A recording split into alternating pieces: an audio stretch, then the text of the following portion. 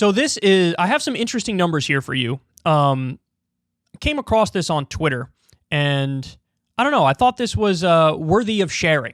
So this is, well, let's take a look here. This is Eli Yokley. That's an awesome name. Says, new, look at the demographic profile of Joe Rogan's fan base, or as Timo DC put it, the very demographic Democrats need to be worried about.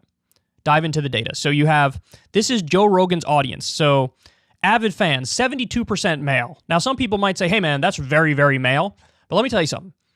On YouTube in particular, now granted, he's mainly on Spotify now, but on YouTube in particular, my audience is 90% male. And this seems to be something that cuts across the entire field of politics, is that it's always like 85 to 95% male. I don't know why, but when it comes to YouTube politics, it's just overwhelmingly more male. So this actually, 28% female is more than other people in the realm. So that's actually very interesting to me. Non-fans, you could see there, you got 42% male, 58% female. In the age breakdown is interesting. So avid fans, it's mostly 18 to 34-year-olds. Then you have 35 to 44-year-olds, that's 23%. Then you have 45 to 64, that's 23%. And then 65 plus is 9%. And then you can see the non-fan numbers there. But yeah, the key demo is his main demographic. So 18 to 34, if you spread it out a little bit more, 18 to 44, those are the biggest Joe Rogan fans. Then you have, this is interesting too, the racial demographics. So you have avid fans, 64% white, 25% Hispanic, 8% black. Now, I think that sort of roughly mirrors what the numbers are in the country more generally, correct? I mean, you guys could tell me. I haven't looked those numbers up in a while, but that seems to me like it's roughly in the ballpark of what like the demographics of the entire country are. So 64% white, 25% Hispanic, 8% black and other. Or no, other's a tiny sliver here that I guess, I don't know, is that less than 1%? They didn't put in a percentage on that. Okay, so now let me show you the other chart here, because now you get political affiliation. So let's look at the political affiliation. So Democratic, avid fans of Joe Rogan, Democratic, 23%. Independent, 31%. Republican, 46%. So you have more, there's a plurality of Republicans or right-leaning people that are avid fans. Again, 31% independent, just 23% Democratic. And then you have ideology. You have liberal, 19%, moderate, 28%, conservative is a majority of 54%. So this is the breakdown here. Now, Joe himself is a fascinating character because I think Joe largely fancies himself sort of apolitical, even though he does get involved in politics and he does talk politics, but I think he perceives himself as kind of apolitical. And then if he had to, if you asked him, he says, I'm mostly left. That's what he says if you ask him.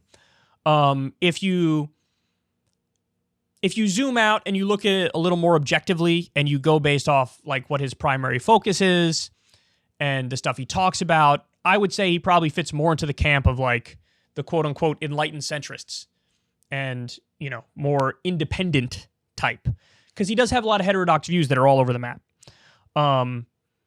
And honestly, sometimes it changes show for show, day for day, because if he's sitting in front of Ben Shapiro or Steven Crowder, he generally sounds more conservative. But if he's sitting in front of me or Bernie Sanders or Abby Martin, he sounds a lot more leftist. So that's the breakdown. I think my main takeaway when looking at this, I actually was a little surprised that the Democratic number was as low as it is. I was. But I also think that with his audience, you almost have really a unique opportunity. And that speaks to the text of the tweet too. Because, look, man, when Bernie Sanders went on, and no big deal or anything, but I sort of set that up. It's whatever, though. I'm not bragging or anything, bro. I'm not trying to pat myself on the back here, dog. When Bernie went on, go read the responses. And the like to dislike is phenomenal, too. Like, I don't remember the number, 90, 95%, 98%, something like that likes. And the response, the comments on the video were like, man, I thought this guy was crazy, but it turns out he's not. Like, he's great. I like him. I agree with him on a lot of stuff, and I think he's honest. And so you have that happens when Bernie goes on, when Cornel West goes on. People love that. Then you have, when I went on, you know, I don't think I have as many likes as like Bernie Sanders or Cornel West in terms of the ratio of it, but I still, you know, I think over 90% on most of the ones I was on, or high 80-something%, and the comments are all, you know, very similar. Like, I agree with this guy. I think he's really, you know, he's kind of logical and rational. So I think you have an opportunity with the audience to, you know, sway them. I think a lot of them are more open-minded than some might think. Now, there's some that I'm sure are dyed in the wool, one perspective or another, probably more conservative than otherwise. But I do think that you have the potential for mass persuasion on a platform like that, which is why it's worthy to engage in an honest and upfront and authentic and serious way and not be smugly dismissive and shaming, et cetera, et cetera. So, and I know plenty of people out there disagree with that, but I believe that to my core. And the only counter argument I could really think of, which there is some merit to this, like, I have no doubt that it, like, let's say hypothetically Trump went on Rogan, I also think he'd probably get like a 90+% like rate. And so maybe the magic of the platform and the show and why it's so popular is that it's very disarming and he gets people to be more open and authentic. And that authenticity is the key factor which leads to the positive response. So if you can make both Trump look good and you can make Bernie look good, then the ideology is certainly not the main point. You know, and the politics are certainly not the main point. It's ancillary to just the vibes. And maybe that is, you know, what people like. I read a great description of his show one time. The reason why it's so popular, one of the reasons why it's so popular is that it is effectively the, like, anti-mainstream media zone. Whereas if you turn on mainstream media, everything is very rigid. They have very strong opinions on everything. There's not much room for nuance. Everything's very black and white. Everything's very judgy. Everything is very finger waggy. And then Rogan is effectively the total opposite of that. He's just, the zone is almost like anything goes and we'll roll with it. There's some times where lines have been crossed and he's gotten argumentative, but he's usually right in those instances. So I think that that's the thing, like the feel of it, the vibe of it, the energy of it, the like, yeah, let's just chat and whatever happens, happens. I think that is one of the main reasons for the show's success. But anyway, there you have it. Those are the demographics. I think there's some interesting findings there. And again, I don't think the left can afford giving up on giant platforms like that, where there is the potential for persuasion. And it's just a matter of, I mean, if you're politically involved, you're always in a battle for the heart and soul of the general trends and the population's mindset.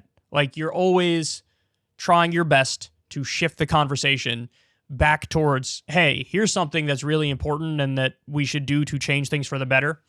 And, you know, it's a lot harder to win any battles when the only tool in your toolkit is shame, condemnation, and dismissiveness. I'm not saying there's never a time for that. Sometimes there is. But the overwhelming majority of the time, that's not the case. And I think with Rogan, it's a good example of that. So, you know, I hope that over time that number ticks up for the Democratic side. Now, you guys know me. I'm critical of the Democratic Party like a motherfucker. But if you break it down in terms of like leftist versus right-wing, I hope that shifts a little bit more left. I view myself as a populist leftist and independent thinker, but on the left. And I think that we could tick that number up quite a bit because the 23 number is low. And I have higher hopes than that in terms of persuasion ability. Hey, y'all, do me a favor and like and subscribe. It helps out big time in the algorithm. Click the bell as well for notifications when videos drop. And watch that video on screen right now. You know you want to.